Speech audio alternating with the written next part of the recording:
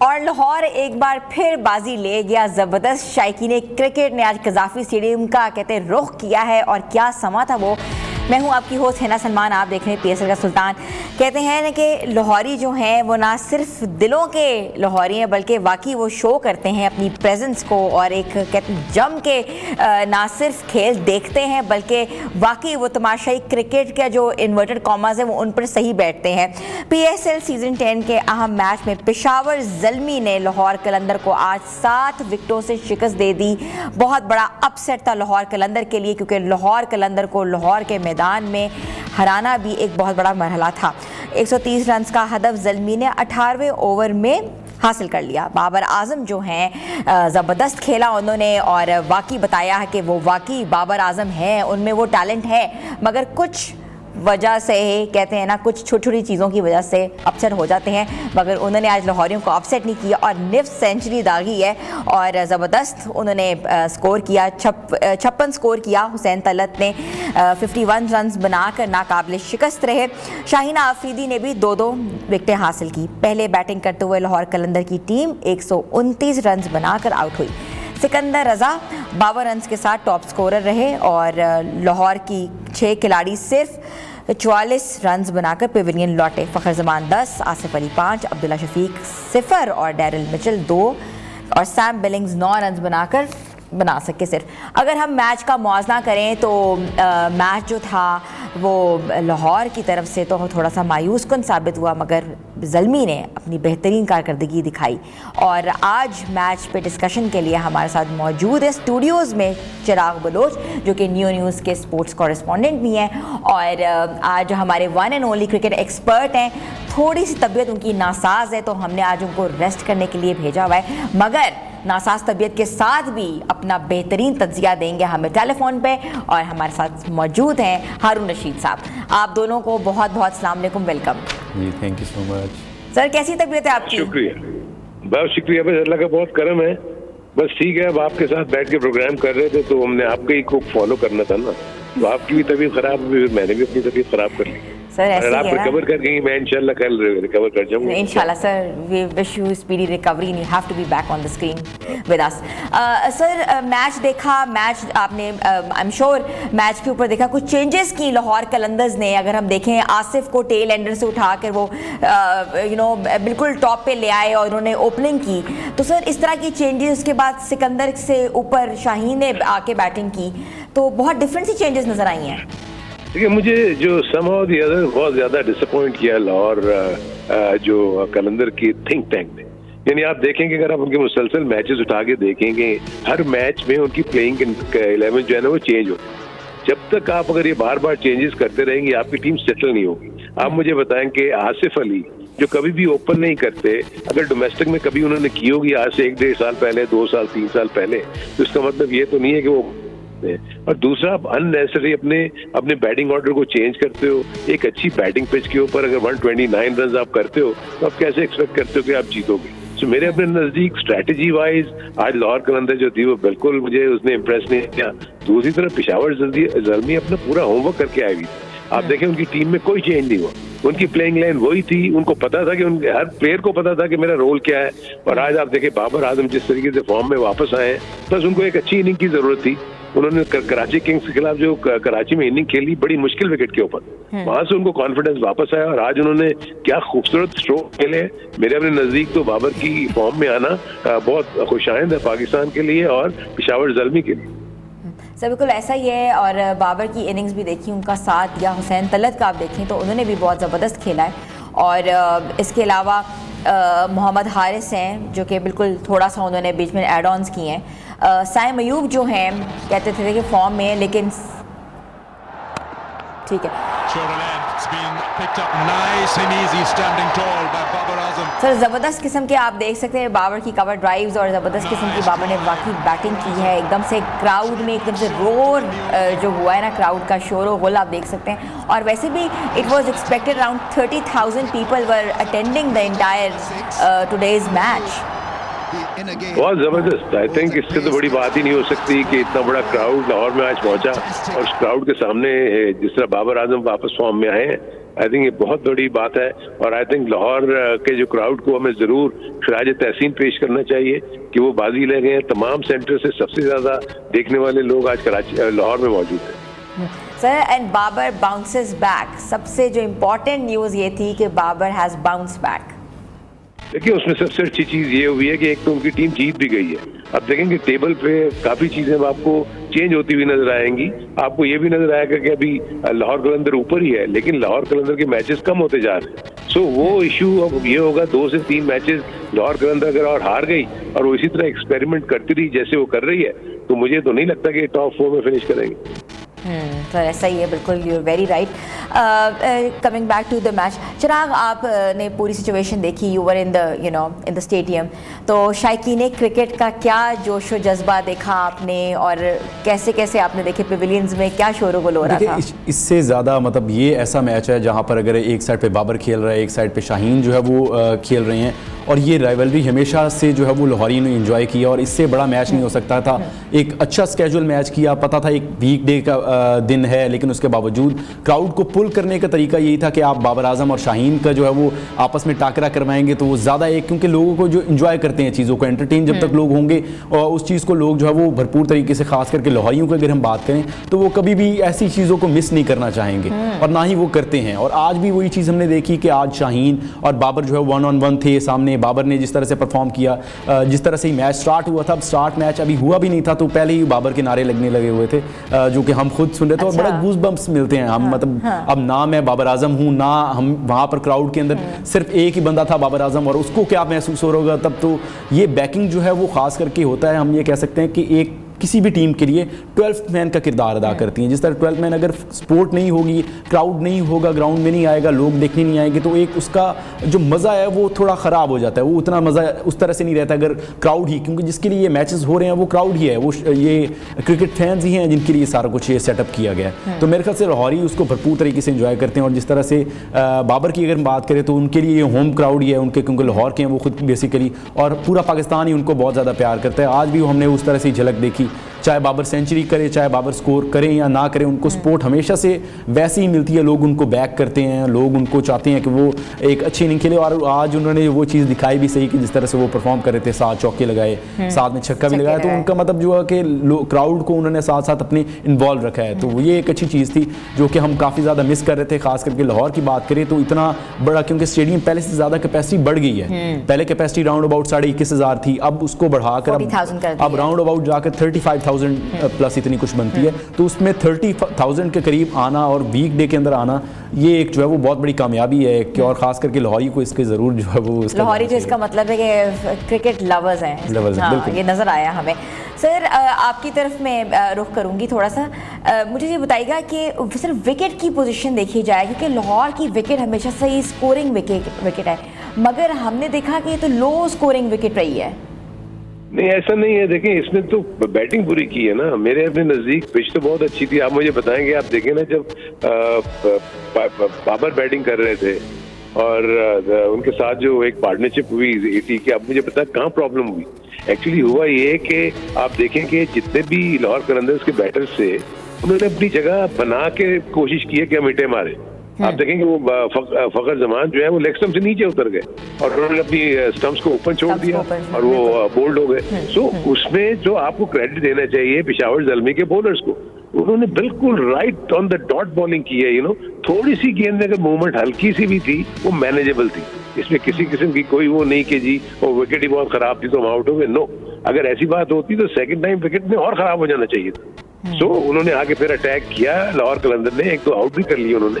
लेकिन ये जरूर है कि बाबर जिस किस्म के बैट्समैन है, उसको इस किस्म की पिच के ऊपर आउट करना इतना आसान नहीं है। हुसैन तलत ने आज बहुत अच्छी बैटिंग की, उसको भी कहीं भी मुझे नहीं लगा, चाहे वो हारिस रऊफ बॉलिंग कर रहे हो, चाहे शाहीन शाह अफरीदी बॉलिंग कर रहे हो, उन्होंने अपने हिसाब से बैटिंग की, कोई उनमें इश्यू नहीं हुआ। सो आई थिंक इसमें अगर देखा जाए तो टोटल डिफरेंट परफॉर्मेंस था लाहौर कलंदर का। और ये भी मैं आप बता दूं कि आइंदा भी इनको प्रॉब्लम होगी कि उनके पास जो बैटर्स है ना, वो एक कन्वेंशनल बैटर्स नहीं है।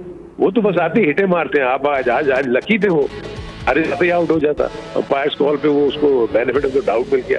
इसी तरह जो कैडमोर ने भी जिस तरह की हिट मारी, इसी तरह नीचे जो समझ बैठे हुए हैं, सो उनके पास तो अगर देखा जाए तो सिर्फ ऐसे बैटर्स हैं जो हिटें मारेंगे, रन्स बनाएंगे, और प्रॉपर क्रिकेट खेल के तो खेलते ही नहीं है क्रिकेट। सर स्पिनर्स को 12वें ओवर के बाद एड ऑन कराना, बाबर की कप्तानी की अगर बात करें तो ये ऐसा क्यों किया? देखिए अब तो उन्होंने 5 ओवर में आप देखिए ना, 5 ओवर उनके 4 आउट कर दिए, 5 आउट कर दिए, 6 आउट कर दिए। जब आपने इनिशियल लेवल के ऊपर ही आपने उनकी आधी से ज्यादा टीम जब आउट कर दी, तो फिर तो जो मर्जी करता बाबर का तो मेन एम ये था कि इनके टॉप ऑर्डर को मुझे लेना है। टॉप ऑर्डर जैसे ही आउट हुआ उसके बाद नीचे आप देख लें, स्ट्रगल किया, सिवाय रजा के। आपसे रजा के आप मुझे बता दें कौन सा बैटर है जो अच्छा खेला? वो तो ठीक है, उसकी हिम्मत है, उसने दोनों मैचेस में बैक टू बैक मैचेस में बड़ी हेल्प की है, दोनों मैचेस में उसने 50 किए। सो ये चीज उनको बहुत सोचनी पड़ेगी। देखिए आपको मैं एक जुमला मैं याद दिलाता हूँ शाहीन शाह अफरीदी का। याद है वो मुल्तान में या कहीं कराची में जब टॉस हो रहा था तो कह रहे थे सबको मौका दे रहे थे, दैट कमेंट। तो इतने इंपॉर्टेंट टूर्नामेंट में आप हर एक को मौका क्यों देंगे? आप बेस्ट 11 बनाएंगे।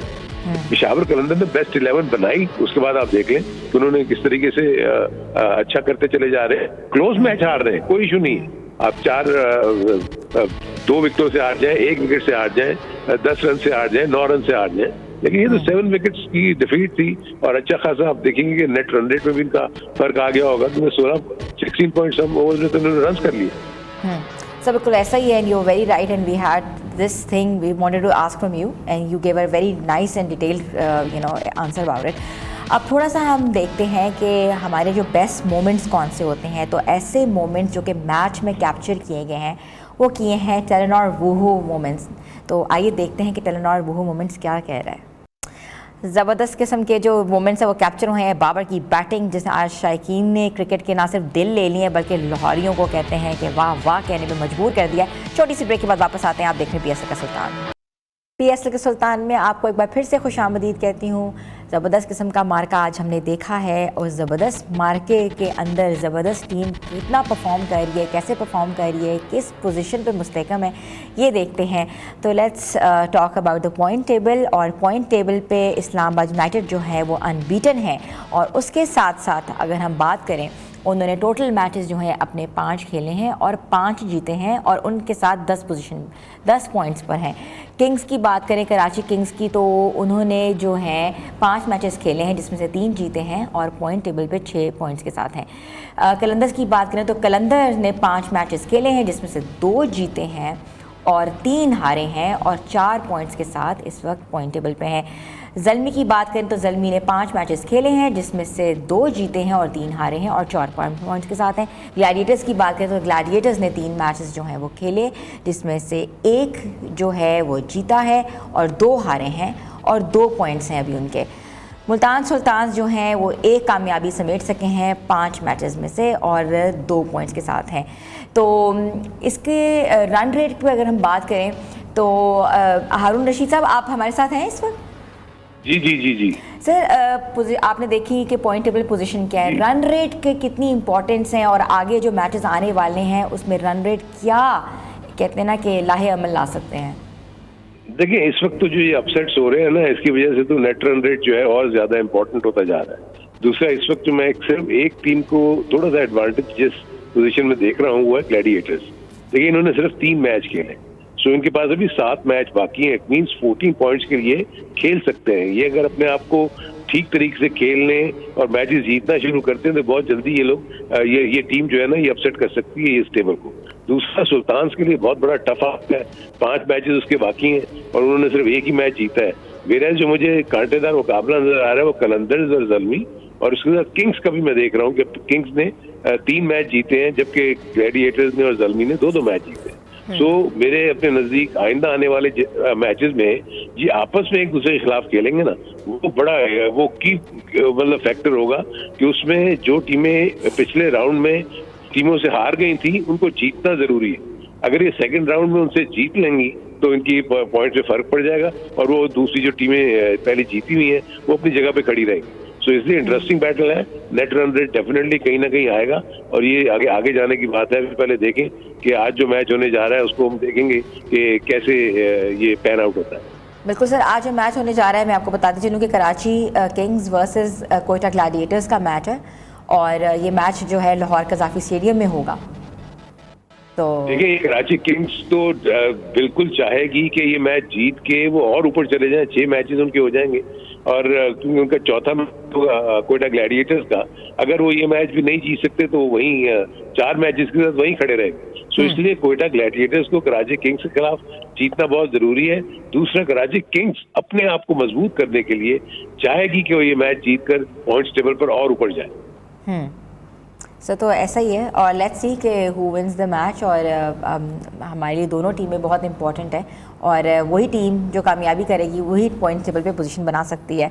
अच्छा, कमिंग बैक टू चिराग, आपके साथ एक मेरा ये सवाल है क्योंकि आप विटनेस कर रहे हैं पूरा PSL, आप स्टेडियम्स में भी जा रहे हैं और आप कहते हैं ना बड़ी गहरी नज़र रख रहे हैं, रिपोर्ट करते हैं आप। PSL 10 जो कहा गया था कि सबसे बड़ा ब्रांड है, इसको मज़ीद बड़ा कैसे बनाया जा सकता है? क्या इम्प्रोवाइजेशन लाई जा सकती है? क्या इम्प्रूवमेंट हो सकती है? कितनी टीम्स जो हैं वो ऐड ऑन हो रही हैं और होने का इम्कान है?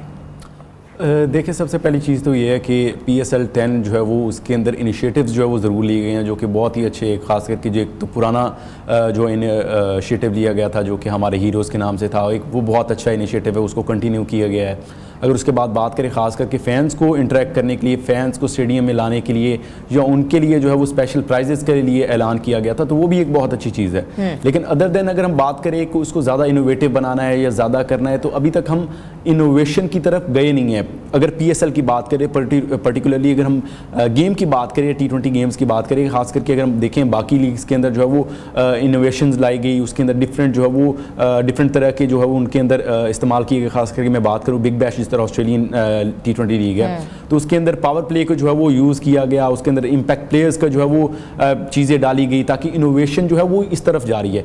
बाकी PSL इस दफ़ा PSL 10 जो है वो एक क्लासिक T20 हम उसको फॉर्मेट कह सकते हैं, उसके अंदर कोई इनोवेशन नहीं है। जिस तरह से पुराना एक फॉर्मेट चल रहा था कि 6 ओवर्स का पावर प्ले होगा, उसके अंदर कोई इस तरह से एडिशन किसी चीज़ की नहीं की गई। लेकिन यह है कि बातचीत चल रही है क्योंकि फ्रेंचाइजेस कुछ चाहती हैं, जिसके अंदर खास करके मुल्तान सुल्तान है, उनका इसके ऊपर बहुत ज़्यादा जोर है। वो अली तरीन खुद चाहते हैं कि कोई ना कोई इनोवेशन हो। तो अगर फ्रेंचाइजेस खुद ये चाहती हैं, उनके साथ अगर बातचीत हो के, तो मेरे ख्याल से कोई बुरी चीज़ नहीं होगी ट्राई करने के अंदर। उसके अंदर ये हो सकता है कि क्रिटिसिज्म भी फैंस की तरफ से ज़रूर देखने को मिल सकता है, लेकिन ये है कि उसी क्रिटिसिज्म से जो है वो चीज़ को, ब्रांड को, अपने को बेहतर किया जाता है। तो मेरे ख्याल से अगर अगला PSL आता है उसके अंदर 2 टीम्स का एडिशन होना है, उसके अंदर जो भी कोई टीम्स आएंगी, क्योंकि अभी कुछ ऐसा डिसाइडेड नहीं है, सिर्फ ये फैसला किया गया है कि एक दफ़ा टीम्स को ऐड ऑन किया जाएगा। जो भी टीम उसको खरीदेगा वो फैसला करेगी कि उनके पास स्लॉट के अंदर जो भी नाम हुए शहरों के, उसमें से उन्होंने पिक करना होता है कि हम इस शहर का नाम जो है वो यूज़ करेंगे।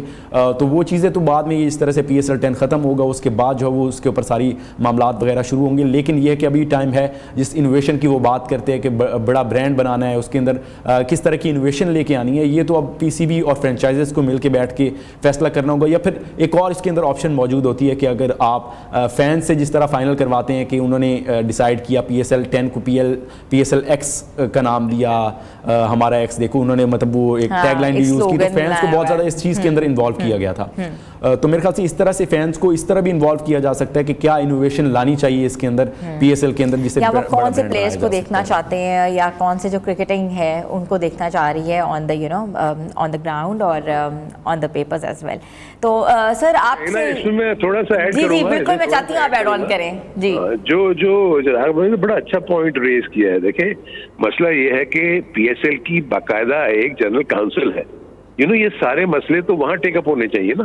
आप मीडिया में बैठ के ये कह देना कि जी ये नहीं बनी, वो नहीं बना, आपको तो जब जनरल काउंसिल है वो इसी मकसद के लिए बनी है कि जो भी आपने इनोवेशंस लानी है, मिल बैठ के वहां तय करें कि हमने क्या करना है। एक्चुअली मसला ये होता है कि यहाँ से एक हफ्ता पहले तो ये सब इकट्ठे होते हैं। एक्चुअली अब अगर IPL को कंपेयर करते हो, IPL तो पूरा साल अपने उसके ऊपर काम कर रही होती है। सो इनको ये सोचना पड़ेगा कि जब आप अगर PSL को बड़ा ब्रांड बनाने की बातें कर रहे हो तो आपस में बैठ के तय करो ना। PCB आपको रिफ्यूज मना थोड़ी करेगा। अगर कोई प्रपोजल आएगा PCB के पास तो तभी जाके उसको इम्प्लीमेंट करेगा ना। लेकिन आप तो सिर्फ PCB को रिडिक्यूल कर रहे हो, दैट्स इट। कि पीसीबी ये कर रहा है, पीसीबी अरे पीसीबी तो कुछ नहीं कर रहा, आप कोई प्रपोजल दें, अगर वो फिर करे फिर आप बात करें। सो ये मुझे थोड़ा सा वो लगता है कि फ्रेंचाइजीज अपने ओन पे बाहर निकल के स्टेटमेंट दे देती हैं, ये गलत बात। अब तो वैसे ही वो सेपरेट एंटिटी हो गई है पीएसएल। जी सर, बिल्कुल ऐसा ही है, सेपरेट आइडेंटिटी के तौर पे भी जानी जा रही है वो, बिल्कुल ऐसा ही है। Sir let's see, hope for the best कि अगला जो पीएसएल सीज़न आए उसमें क्या बेहतरी हो, कौन कौन सी टीम्स ऐड हों, और शायकीन क्रिकेट के लिए कौन कौन से फ्लेवर्स, कौन कौन से इंटरटेनमेंट ऐड हो सकती है। तो basically league cricket is an entertainment cricket, but we are like we will be sorting it out. Sir coming back to the matches, हम अब देखते हैं कि मोस्ट रन्स पे कौन कौन से क्रिकेटर्स जो हैं वो इस वक्त खड़े में, किसने ऐड ऑन किए हैं मोस्ट रन्स, किसने अपना कंट्रीब्यूशन दिया है पीएसएल में, क्योंकि यही कंट्रीब्यूशन है आके वो कौमी टीम का हिस्सा बन सकते हैं जो प्लेयर्स नहीं हैं इस वक्त। अगर हम देखें तो सर साहबजादा फरहान जो हैं वो 236 रन के साथ नुमाया हैं, उन्होंने 5 मैचेस खेले हैं। उसके बाद मोहम्मद रिजवान 226 रन बनाए हुए उन्होंने, वो सेकंड नंबर पे हैं। कॉलिन मुनरो जो हैं वो 196 रन के साथ तीसरे नंबर पर हैं। उस्मान खान 194 रन के साथ 194 रन के साथ चौथे नंबर पर हैं। और मोहम्मद हारिस जो हैं वो 193 रन के साथ 193 रन के साथ इस वक्त 5वें नंबर पर हैं। सर अगर अभी फर्स्ट इनिंग्स की बात है, छोटी सी आई थिंक टॉक थी रमीज़ राजा और इंजमामुल हक के दरमियान, और इंजमाम कह रहे थे कि मैंने बाबर को कहा है कि स्ट्राइक रेट को छोड़ दो, खेलो जो तुम खेल सकते हो, ये ना सोचो कि तुम किस स्ट्राइक रेट पे खेलते थे और अब क्या खेल रहे हो। Sir what do you comment on that? नहीं, उसका रीजन ये था कि आपके पास टारगेट 129 था ना। अगर ये ही टारगेट 200 होता तो फिर ये इस तरीके से थोड़ी जीत सकते थे आप। ये उसने कहा था कि मौका तुम्हें अच्छा मिल गया है, 129 रन का टारगेट है, अपने आराम से बल्ले पे बॉल लो और उसके अपने कॉन्फिडेंस वापस रीगेन करो। आई थिंक जो मिस आउट हुआ है वो मेरे नजदीक साइम अयूब हुआ है। साइम अयूब ने गलत लाइन में बॉल खेल दी और वो उसमें टॉप एज हो गया तो वो कैच हो गए। उसने पूरा फायदा उठाया बाबर आजम ने, और उसको पता था कि 129 रन आप देख लेंगे वो उसने जो स्ट्रोक्स हैं वो रोके नहीं अपने, लेकिन ये कि प्रॉपर क्रिकेटिंग स्ट्रोक्स खेले हैं जो कि टी20 के नहीं होते।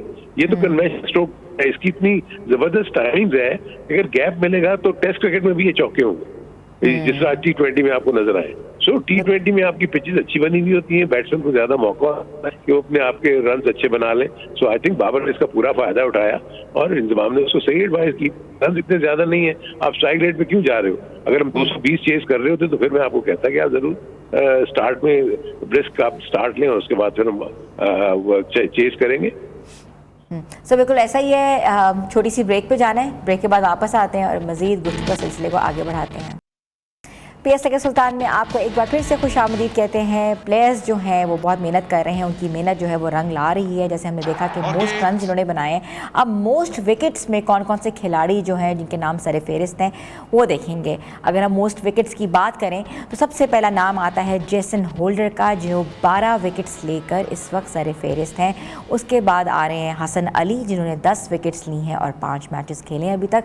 उसके बाद आ रहे हैं शादाब खान जो 9 विकेट्स के साथ तीसरे नंबर पर है। उसके बाद रिशाद हुसैन 8 विकेट्स के साथ हैं। आज आई थिंक रिशाद ने कोई विकेट नहीं ली जिसकी वजह से उनकी पोजीशन जो है वो उधर है। और जो ऐड हुए हैं वो हैं शाहीन आफरीदी जिनकी विकेट जो हैं उन्होंने 8 ली हुई हैं और मैचेस जो 5 खेले हैं, तो आज एक ऐड ऑन हुआ है। तो विकेट्स की बात करें तो ये सारे जो नाम हैं इन्होंने दे डूइंग वेरी वेल, और Holder has been throughout doing really well is on the top. Haroon Rashid sahab हमारे साथ हैं इस वक्त। जी सर, विकेट्स के ऊपर थोड़ी सी अगर बात करें तो आप देख सकते हैं कि विकेट्स में शाहीन आफरीदी जो हम पिंडी से बाहर निकले, सिवाय कराची की 2 मैचेस के पिचेस जो है ना वो बॉलिंग के लिए थोड़ी सी टफ हो गई। इसीलिए आप देख रहे होंगे कि बहुत ज्यादा विकेट्स कोई भी नहीं ले रहा है, एक विकेट ले रहा है। इसीलिए आप होल्डर को देख रहे हैं 12 विकेट्स पे खड़े हैं 5 मैचेस के बाद। अच्छा अली 5 मैचेस के बाद 10 विकेट्स के साथ है। मेरा शादाब खान देखे 2 विकेट्स के साथ में। रिशाद हुसैन ने आज कोई विकेट नहीं ली, 8 उसकी विकेट मैच में, इसके बाद एक मैच का एडवांटेज है। शाहीन आफरीदी आज थोड़ा सा ऊपर आए हैं 5वें स्लॉट में, और इन्होंने आज अच्छी बॉलिंग की। हालांकि इन्होंने, क्योंकि इनके पास 2 ही ओवर या 4 ज्यादा 4 ओवर थे, उन्होंने आज 3 ओवर का स्पेल किया, उसमें 2 उन्होंने आउट कर दिए, लेकिन उसके बाद वो आउट नहीं कर सके। तो मेरे अपने नजदीक इसमें भी अभी रद्द बदल होता रहेगा, एक दो विकेट ऊपर नीचे होती रहेंगी। सो होल्डर को आई थिंक और ज्यादा अच्छी कारकर्दगी दिखानी होगी ऑन गुड बैटिंग पिचेस, और बाकी तमाम बॉलर। जी सर, ऐसे ही है। Thank you so much Haroon Rashid sahab for being with us in the programme. I know you are not well, we wish you speedy recovery and come soon back to the studios, we are waiting for you. Coming back to Chirag, ये बताओ कि PSL 10 में emerging players भी आए हैं, हमने देखे हैं कि फर्स्ट क्लास के जो प्लेयर्स हैं वो भी they are doing well in PSL। ऐसा कोई प्लेयर यू थिंक कोई निकला है जो कि सामने आ रहा हो और जो कि पाकिस्तान क्रिकेट टीम में नुमाइंदगी कर सके या टीम का हिस्सा बन सके? तो देखिए, पर्सनली जितना अभी तक मैंने ऑब्जर्व किया है, सबसे ज़्यादा पाकिस्तान को इस टाइम जो ज़रूरत है, जो कि पाकिस्तान की सबसे बड़ी स्ट्रेंथ रही है, फास्ट बॉलिंग। इस टाइम पाकिस्तान को फास्ट बॉलर्स की बहुत ज़्यादा अशद ज़रूरत है, और एक जेन्युइन जो फास्ट बॉलर जो कि पाकिस्तान को रिप्रेजेंट कर सकता है, उसके नाम मैं लूँगा पेशावर ज़ल्मी के हैं, अली रज़ा हैं। वो बहुत मुझे पर्सनली मतलब उन्होंने बहुत एक अच्छा उन्होंने जो है वो इम्पैक्ट क्रिएट किया है। जब भी टीम के अंदर आते हैं वो एक कोई ना कोई एक विकेट साथ में लेके दे के जाते हैं, या फिर एक अपना इम्पैक्ट क्रिएट करते हैं। कभी भी बात विकेट की नहीं आती कि आप सिर्फ विकेट ले रहे हैं तभी आप एक अच्छे बॉलर गिने जाएंगे, क्योंकि अक्सर स्टैट्स जो है वो बंदे को जो है ना वो कर देते हैं कि पता नहीं चलता कि किसने कितना इम्पैक्ट मैच में डाला है। अगर मैं बात करूं कि इन्होंने आज 4 ओवर्स के अंदर 25 स्कोर देकर 1 विकेट लिया, तो इम्पैक्ट कितना क्रिएट कर रहे हैं, कहने को सिर्फ 1 विकेट हो सकती है, लेकिन यह है कि जहां पर आके क्रूशल मोमेंट्स पे आकर इन्होंने एक साइड से स्कोर रोके और दूसरी तरफ से विकेट गिरे, तो वो भी एक अच्छा एक इम्पैक्टफुल होता है। तो मेरे ख्याल से जिस तरह से इन्होंने 140 प्लस कंसिस्टेंटली करते हैं, तो थोड़ा बहुत इनको मैच गेन करने की ज़रूरत है। मैच जिस तरह से बिल्ड करेंगे तो मेरे ख्याल से हो सकता है 145 प्लस जो है वो ईजिली ये टच कर सकते हैं। और पाकिस्तान को जितनी ज़रूरत आजकल जेन्युइन फास्ट बॉलर्स की है आजकल टीम में, जिस तरह से शाहीन और हमारे जो मेन स्ट्राइक बॉलर्स हैं वो परफॉर्म नहीं कर पा रहे, तो वहाँ पर बैकअप होना बहुत ज़्यादा ज़रूरी है। तो अगर इनको बिल्ड करेंगे, इनको लेकर चलेंगे, ये बिल्कुल भी नहीं करना कि फ़ौरन आप जाके पाकिस्तान खिला दें, लेकिन इनको अगर इनको ग्रूम किया जाएगा प्रॉपर्ली, इनको फर्स्ट क्लास क्रिकेट खिलाई जाएगी, तो ये ज़रूर पाकिस्तान के लिए आप मतलब हम ये कह सकते हैं कि बहुत बेहतर साबित हो सकते हैं पाकिस्तान के लिए, और पाकिस्तान को एक थैंक यू सो मच चिराग, और ज़बरदस्त किस्म के आपने हमसे ना चीज़ें न्यूज़ शेयर की है। न्यूज़ इज़ वेरी इंपॉर्टेंट, और बाकी Ali Raza is doing really wonders. Let's hope for the best कि आगे पाकिस्तान टीम के लिए क्या कर सकें। आज का जो मैच है वो होने वाला है Karachi Kings versus Quetta Gladiators, और ये मैच होगा 8 बजे कज़ाफ़ी स्टेडियम में। तो इसी तरीके से जोशो खरोश लेकर आप स्टेडियम का रुख करें, क्योंकि हम मिलेंगे आपको नेक्स्ट ट्रांसमिशन में। तब तक के लिए अल्लाह हाफ़िज़।